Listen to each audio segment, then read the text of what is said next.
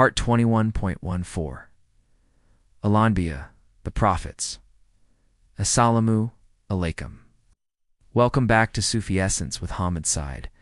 We continue our profound exploration of Surah Al-Anbiya, a chapter that stands as a majestic testament to the unshakable certainty of faith in the face of utter delusion.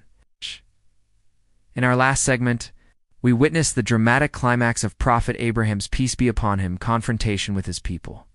We saw him shatter their idols, leaving only the largest one as a brilliant piece of evidence. His masterful verbal duel forced them into a brief moment of self-reflection, where they admitted their own spiritual error. Tragically, their pride and stubbornness soon returned, and they chose to deny the very truth they had just witnessed. Today, we stand at a breathtaking turning point in this sacred narrative. We will witness Prophet Abraham's final, devastating rebuke of his people's polytheism and their ultimate vengeful response. The story culminates in a divine intervention so spectacular and so absolute that it stands as one of the most magnificent demonstrations of Allah's supreme power. We will delve into verses 66 to 70, which chronicle the transition from verbal argument to a physical act of defiance, and from a human plot to a divine miracle. These verses are a timeless and unforgettable lesson in trusting in Allah's protection when all human means have failed. Kanzul Iman Quran, Al-Anbiya, the Prophets, 21 to 66. Verse 66, he said, "So do you worship instead of Allah that which does not benefit you at all, nor does it harm you?" This verse contains Prophet Abraham's, peace be upon him, final, powerful, and definitive argument. The people had just confessed to themselves that their idols could not speak, but they swiftly reverted to their old, stubborn ways. Now, Abraham, in a poignant moment of spiritual despair and a final attempt to reach their hearts, asks them a fundamental, existential question that cuts to the very core of their folly. He says, "So do you worship instead of Allah that which does not benefit you at all, nor does it harm you?" This question is a distillation of the entire monotheistic argument. He is asking them to examine the very basis of their worship. Their idols are mute, broken, and devoid of any power. They cannot bring them rain, health, or prosperity. They cannot protect them from harm or misfortune. They are utterly powerless. He is inviting them to reflect on the sheer absurdity of their actions, the utter futility of placing their faith, their hopes, and their fears in something that is completely inert. This question serves as a powerful reminder that the only worship that is worthy of a rational being is the worship of the one true Creator, the only being who can truly benefit or harm. The Sufi understands this as a lesson in spiritual authenticity, that true worship comes from an honest intellectual and spiritual conviction, not from the blind following of a tradition.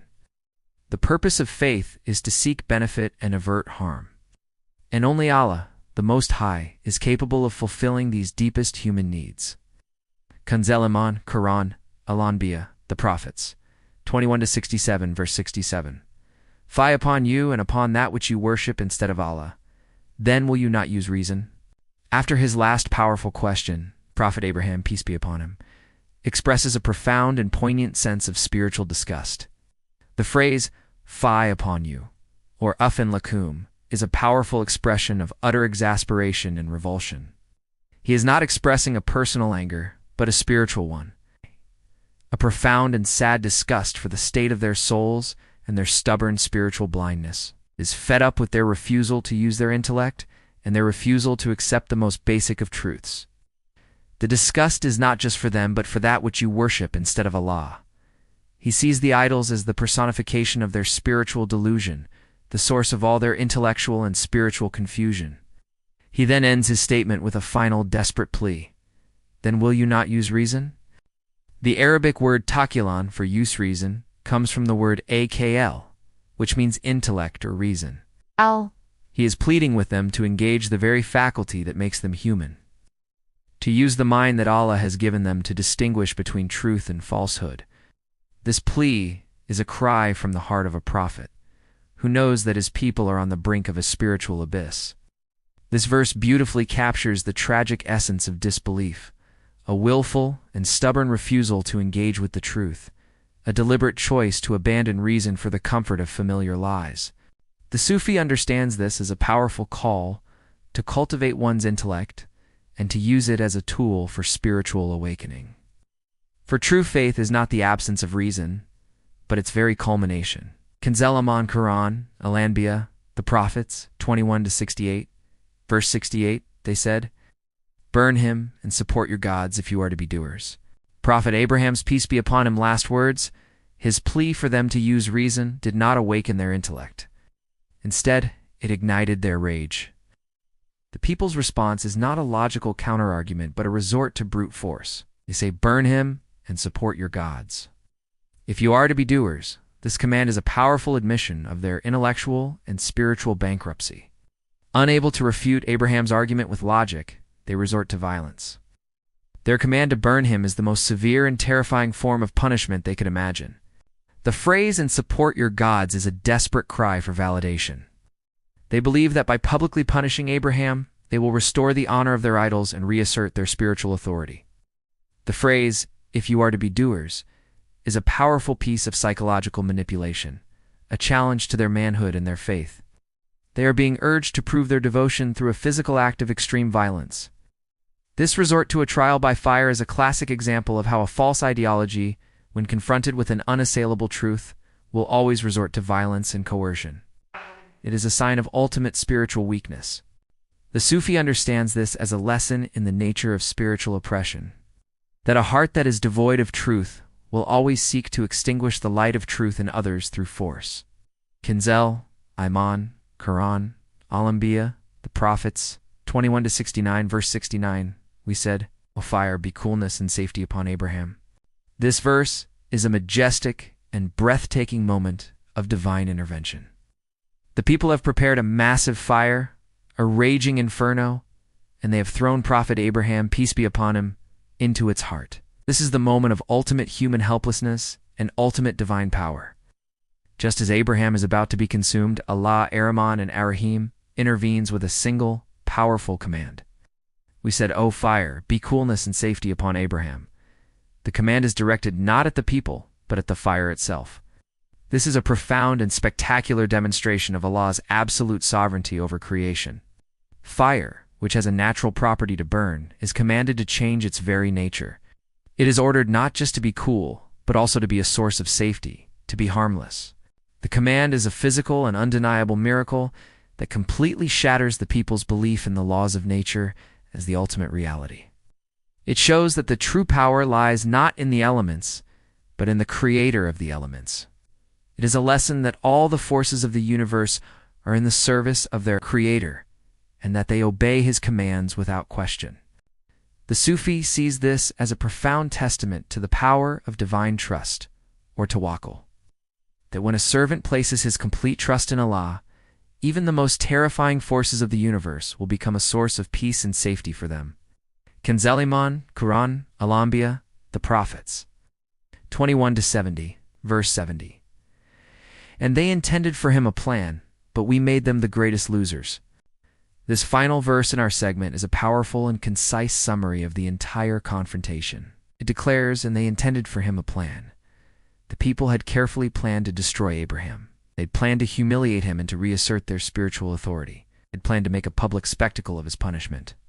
Their plan was to extinguish the light of truth and to bury his message forever. But the verse then reveals the ultimate outcome of their evil scheme. "But we made them the greatest losers." The word losers or aksaran implies a state of being completely and utterly ruined, both in this life and the next. Their grand public spectacle did not bring them the honor they sought. It brought them humiliation. It did not validate their idols. It showed their powerlessness. It did not extinguish Abraham's light. It magnified it for all to see. Their plan, which they thought was so clever and so effective, was completely and utterly foiled by the power of Allah, Ar-Rahman, and Ar-Rahim. This is the ultimate lesson of the story, that the plans of the wicked are nothing compared to the plans of Allah, and that those who seek to harm the righteous will always be the ultimate losers. Hadith, the powerful hadith from Sahih al-Bukhari, Book 61, Hadith 45, beautifully complements this account. The Prophet Muhammad, peace be upon him, was asked about the greatest intercession on the day of resurrection. And he described a scene where people would go to each prophet, and each would refuse until they reached Abraham, peace be upon him, who would also refuse, mentioning his lies in this world. This hadith, though seemingly simple, highlights the profound reality of Abraham's ordeal, that his actions were so great that they would be a source of divine reckoning. Hadith, narrated by Abu Huraira. The Prophet, peace be upon him, said, "On the day of resurrection, Abraham will meet his father Azar, whose face will be dark and covered with dust.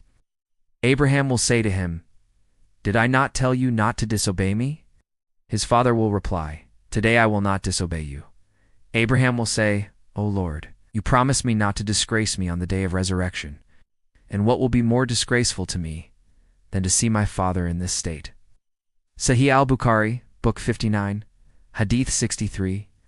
Let us now supplicate, drawing from the profound lessons of these verses, asking Allah to grant us a deeper understanding and to guide our every step. O Allah, the Lord of Abraham, we seek refuge in your perfect power and divine protection. We beseech you to make the fires of our trials and tribulations a source of coolness and safety for us. Grant us the unwavering trust of Abraham to know that no matter what plots are intended against us, your plan is always the ultimate reality.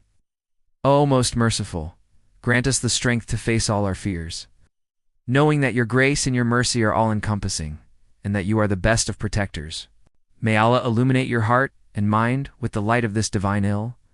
May He make your channel a beacon of guidance for all who seek spiritual clarity and truth. May your efforts be a source of immense reward, and may you be granted the highest stations of paradise. May the peace and blessings of Allah always be upon you and your loved ones. May He grant you unwavering steadfastness on the path of truth. And may your work be a testament to His magnificent names, Ar-Rahman and Ar-Rahim.